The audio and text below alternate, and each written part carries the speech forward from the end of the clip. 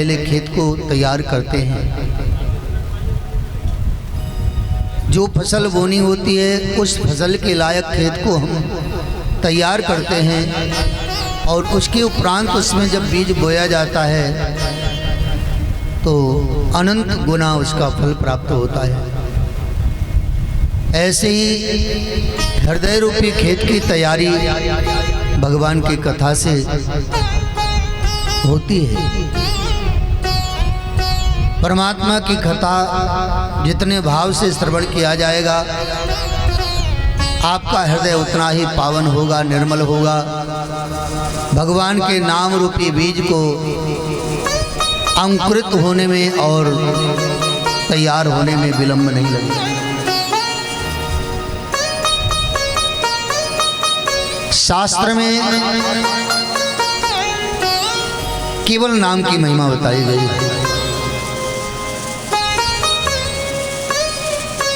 किस भक्त ने भगवान के नाम को कितना अनुराग के सहित जपा है और भगवान ने प्रकट होकर के कौन सा अवतार धारण करके उस भक्ति की कष्ट का निवारण किया, ये कथा में यही बताया गया है।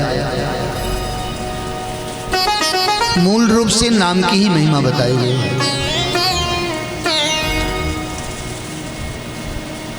कलयुग में नाम का ही प्रभाव प्रकाशित है। जिसने नाम की बाहें पकड़ ली, नाम का आश्रय ग्रहण कर लिया, नाम के महत्व को समझ लिया, उसने भगवत प्राप्ति कर ली। नहीं तो अनंत अनंत समय तक आप शास्त्रों को पढ़ते रहिए, ज्ञान प्राप्त हो सकता है। आप ज्ञानी बन जाएंगे, रावण की तरह अहंकारी बन जाएंगे, पर आपको भगवान नहीं मिलेंगे। भगवान तो सहजता से मिलते हैं। निर्मल मन जन सो मोहि पावा, मोहि कपट छल छिद्र न भावा। जिसका हृदय निर्मल हो गया है, विकार रहित हो गया है, परमात्मा उसी के हृदय में प्रकट होकर के उसे प्राप्त हो जाते हैं। आज इस ज्ञान सत्र के अवसर पर, द्वितीय दिवस के अवसर पर हम आप सभी भगवान की दिव्य कथा श्रवण करने के लिए यहाँ उपस्थित हैं। श्री व्यास भगवान ने सर्वप्रथम मंगलाचरण किया है। मंगलाचरण का तात्पर्य होता है उस मंगल मूर्ति भगवान को स्मरण करने के पूर्व हम उस मंगल में परमात्मा के मंगल आचरण को हृदय में धारण करें, तभी वो परमात्मा हम पर कृपा करेंगे। व्यास जी भगवान ने प्रथम स्कंद के प्रथम अध्याय के प्रथम श्लोक के रूप में मंगलाचरण किया है। जन्माद्यस्य यतोऽन्वयादितरतश्च चार्थेषु अभिज्ञा स्वराट् तेने ब्रह्म हृदय आदि कवे मुह्यन्ति सूर्या तेजो वारिमृदां यथा विनिमयो यत्र त्रिसर्गो मृषा धाम्ना स्वेन सदा निरस्तक्वैकं सत्यं परं धीमहि सत्यं परं धीमहि। व्यास भगवान कहते हैं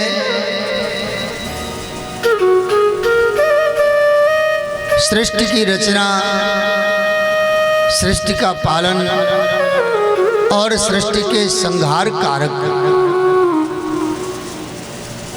जो ब्रह्मा विष्णु और महेश के भी रचयिता हैं, जिन्होंने तीनों प्रकार के तापों से जीव को मुक्त किया है, वो विराट स्वरूप प्रभु नारायण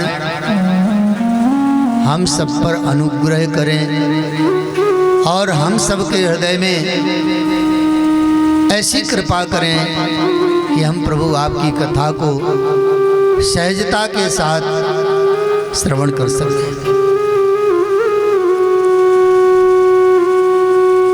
नैमिषारण्य की पावन धरा में जहाँ 88,000 ऋषि विराजमान हैं, आज समस्त ऋषि अपने नित्य नैमित्तिक कर्मों का निर्वहन करके, नियम को पूर्ण करके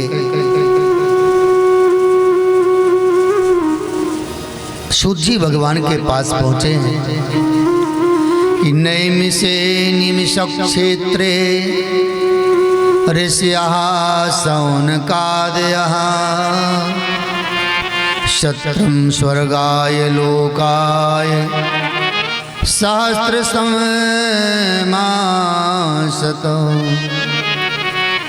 तैकदातु मुनयः प्रातर्हुताग्नयः सत्कृतं सूतमासीनं पप्रचोरिदमादिरा। सभी 88,000 से उस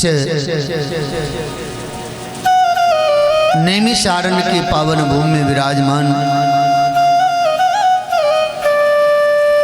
अपने प्रातः कृत्य को पूर्ण करके श्री सूत जी भगवान के पास पहुंचे हैं।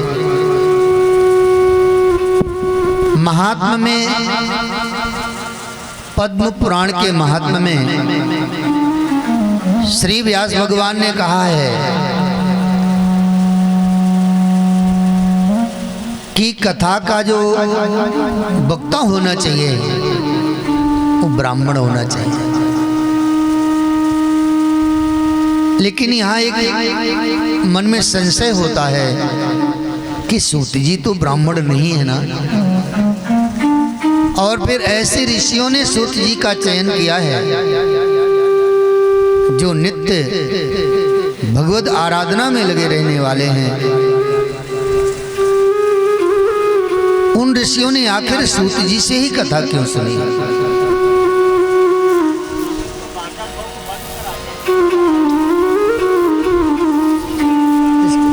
थोड़ा कम करिए।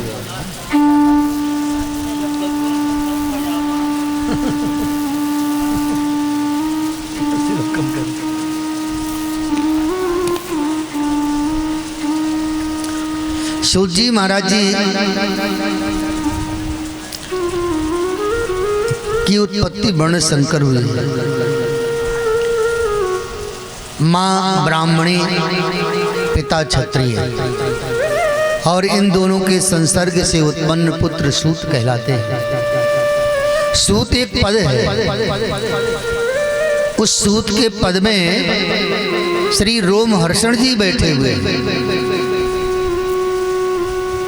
जब बलराम जी ने सूत जी का वध कर दिया तो उनके पुत्र रोमहर्षण को सूत जी की गादी पर बैठा करके उनसे ऋषियों ने शास्त्र श्रवण किया है।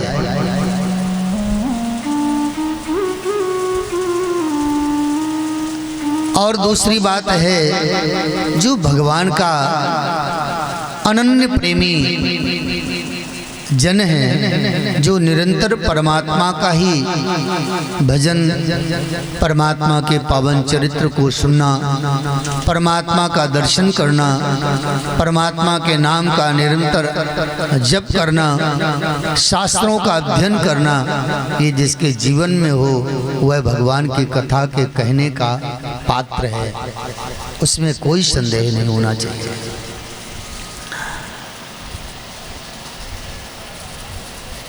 सभी ऋषियों ने सूत जी महाराज जी के समक्ष निवेदन किया कि आपकी जो वाणी है वो करोड़ करोड़ सूर्य के समान अंधकार को नष्ट करने में सामर्थ्य है। इसलिए आप कृपा करके हमें शास्त्र का सार सुनाइए।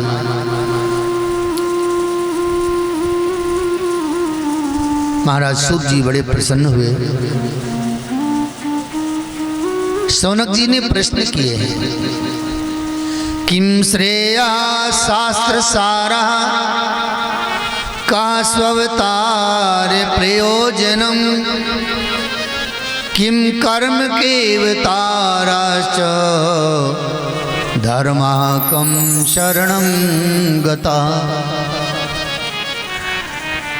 हे सूत जी महाराज, हमें आप निवेदन करके बताइए, किम श्रेया, ये मानव तन प्राप्ति का उद्देश्य क्या है? संसार में मनुष्य को कौन सा ऐसा कार्य है जो अनिवार्य रूप से करना चाहिए? कर्म तो बहुत सारे हैं, पर उत्तम कर्म कौन सा है जिससे इस शरीर से भगवत प्राप्ति हो जाए? ये मानव तन प्राप्ति का उद्देश्य संसार के विषयों को भोगना नहीं है। मनुष्य परमात्मा ने हमें क्यों बनाया है? इसका उद्देश्य है केवल भगवत आराधना के लिए। अगर इस शरीर से हमने भगवत प्राप्ति नहीं किया तो आप समझ लीजिए कि भगवान की माया ने हमें ठग लिया। इसलिए प्रयत्न पूर्वक भगवत आराधना में लग जाना चाहिए। शास्त्र सारः, शास्त्रों का सार क्या है? इतने शास्त्र बनाए गए हैं, सभी शास्त्रों में भगवान के पावन चरित्र का वर्णन किया गया, पर सार नहीं समझ में आया। महाराज ये बताइए, शास्त्र का सार क्या है? कहा स्वावतार प्रयोजनम, परमात्मा अवतार लेते हैं, परमात्मा के अवतार लेने का कारण क्या है? भगवान सर्वसमर्थ हैं, उनसे कोई बात छिपी नहीं, वो अंतर्यामी है, व्याप्त हैं, सभी कण कण में परमात्मा व्याप्त है। तो परमात्मा अवतार क्यों लेते हैं, इसका भी आप कारण बताइए। किम कर्म, वो परमात्मा अवतार लेकर के क्या करते हैं? केवताराश्च, परमात्मा ने अवतार कितने लिए हैं? कौन कौन सा अवतार लिया प्रभु ने? आप उसका भी विवेचन करके हमें श्रवण कराइए। धर्माकम शरणं गतः, परमात्मा जब धर्म की रक्षा करते हैं, धर्म की रक्षा करके और अपने कार्य को संपन्न करके अपने परम धाम को चले जाते हैं, तो ये धर्म किसकी शरण में रहता है? धर्म की रक्षा फिर कौन करता है? शौनक जी ने 6 प्रश्न किए हैं और सूत जी महाराज बहुत प्रसन्न हुए। सूत जी महाराज कहते हैं,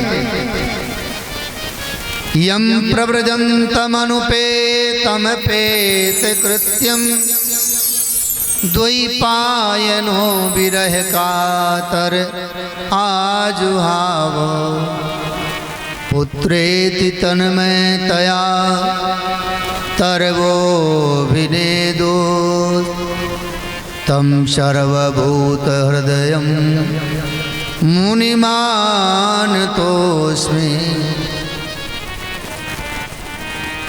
श्री सुखदेव जी महाराज जी का स्मरण किया कि जिन्होंने जन्म लेते ही वन चले गए, सन्यास को धारण कर लिया।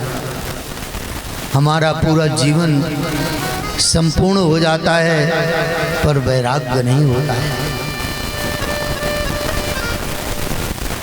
लेकिन सुखदेव जी महाराज जी को जन्म से ही वैराग्य है।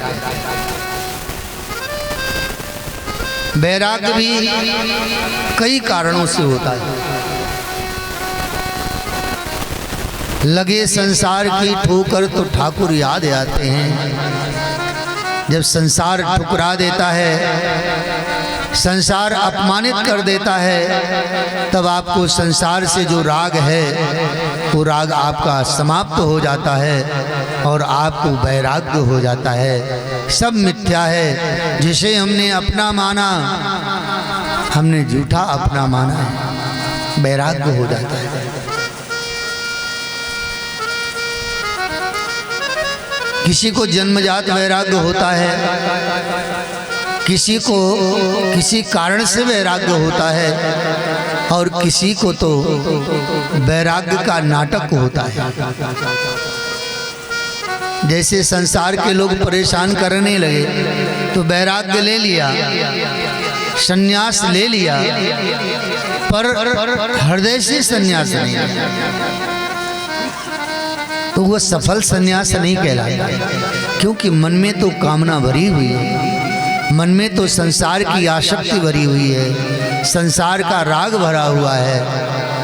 वो एक ना एक दिन संसार का राग प्रकट हो जाएगा और हमारा वैराग्य, हमारा संन्यास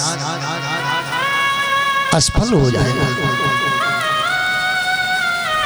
सर्वश्रेष्ठ वैरागी है कि सारे साधन हैं, सारी सुख सुविधाएं हैं और फिर सबका पूर्णतः त्याग करके मन को हरि के चरणों में लगा करके बस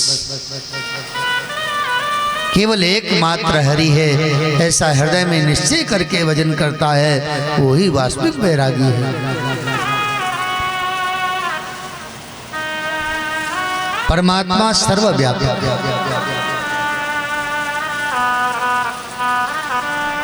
या स्वानुभावमखिल श्रुति सारमेकम् आध्यात्म दीपमतितीर्षितां तमोन्धम् संसारिणां करुणयाय पुराण गुह्यं तं व्यास सूनुमुपयामि गुरुं मुनीनाम्। ऐसे सुखदेव जी महाराज जिनको जन्मजात वैराग्य है और जब वो चले गए पीछे पीछे महाराज व्यास जी जो उनके पिता हैं, हा पुत्र कहते हुए रुदन करते हुए दौड़ते हुए गए। बेटा क्षण भर के लिए रुक जाओ, मैंने आपका ठीक से मुख नहीं देखा है, मेरे एकमात्र तुम ही तो पुत्र हो, मेरा कोई संतान नहीं है। हे पुत्र थोड़ा सा रुक जाओ। लेकिन उस सुखदेव जी ने मुड़ कर के अपने माता पिता की ओर नहीं देखा। ऐसे सुखदेव जी की वंदना इस वनस्पति ने, इन वृक्षों ने जिस रूप में की, धन्य है श्री सुखदेव जी कि इतने आतर पिता को दुखी देख करके भी आपके हृदय में तनिक भी मोह प्रकट नहीं हुआ। धन्य है, आपको नमस्कार है।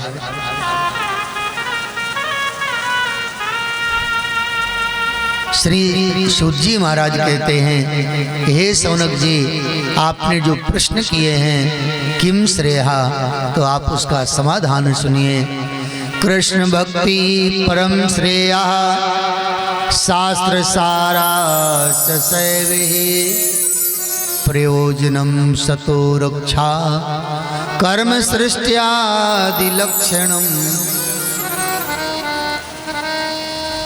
कृष्ण भक्ति परम श्रेया। आपने जो प्रश्न किया कि मनुष्य तन प्राप्ति क्यों हुआ है, तो भैया मनुष्य तन की प्राप्ति का उद्देश्य संसार के भोग विलास के लिए नहीं हुआ है, ये परमात्मा की अहेतु की कृपा का परिणाम है कि भगवान ने हमें मनुष्य बनाया है। 84 लाख योनियों में मनुष्य योनि सर्वश्रेष्ठ है। ये हमारी कोई साधना से, कोई तपस्या से मनुष्य नहीं बनाए गए। हम सोचे कि हमने कोई बहुत भजन किया होगा पूर्व जन्म में तो हम मनुष्य बना दिए गए हैं। ये हमारी कोई तपस्या का परिणाम नहीं है, ये तो परमात्मा की अहेतु की कृपा का परिणाम।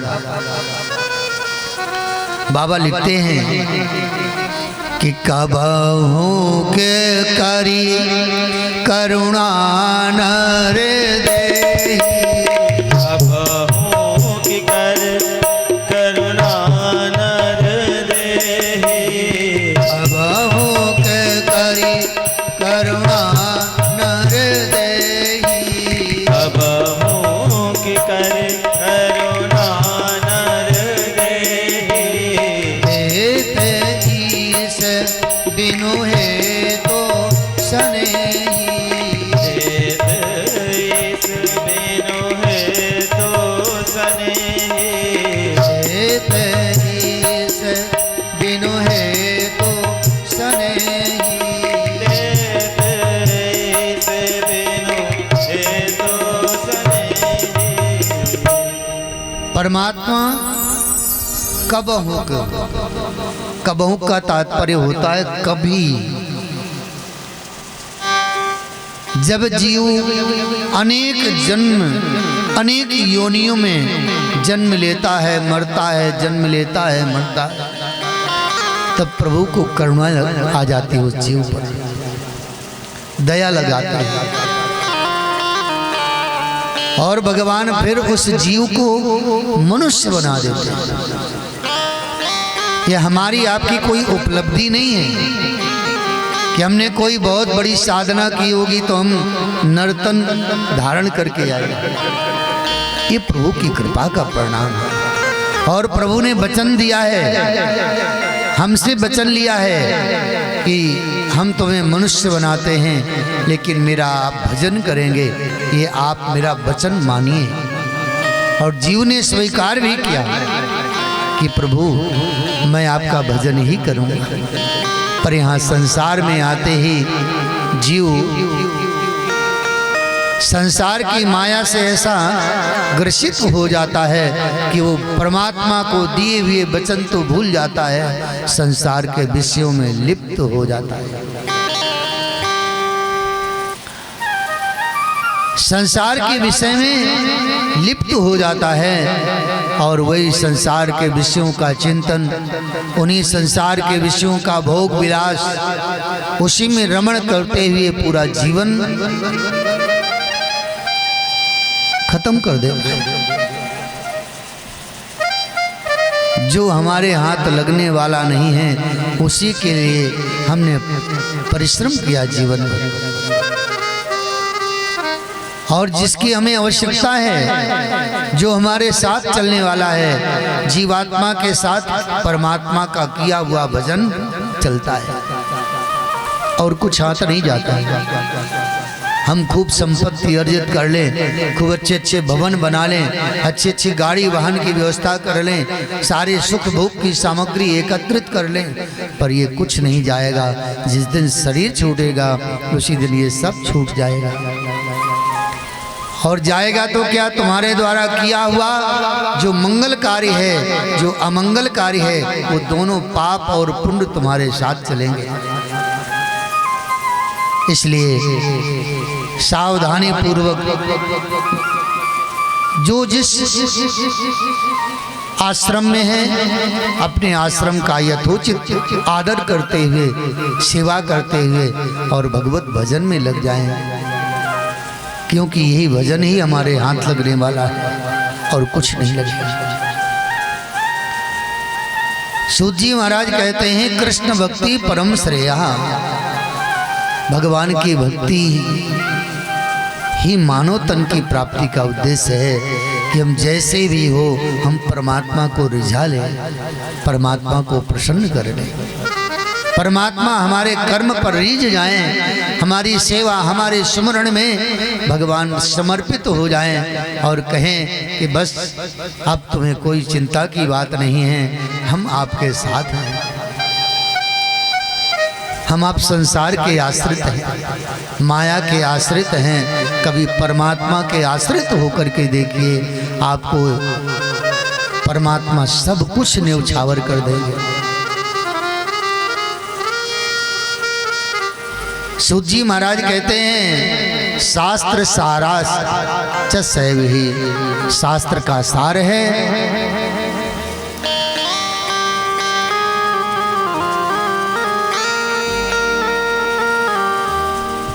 कि मन से सुमरण, तन से सेवा, तन से इस शरीर से सेवा, जीव मात्र की सेवा, और मन से परमात्मा का स्मरण। जब कोई आपके द्वार पर आवे तो आपको ऐसा लगे कि जैसे आपको बड़ी इच्छा थी इनसे मिलने की, उस व्यक्ति को ऐसा लगना चाहिए कि आप हमें कितना प्यार करते हैं। इस शरीर से किया हुआ सेवा ही परमात्मा को प्रसन्न कर लेता है।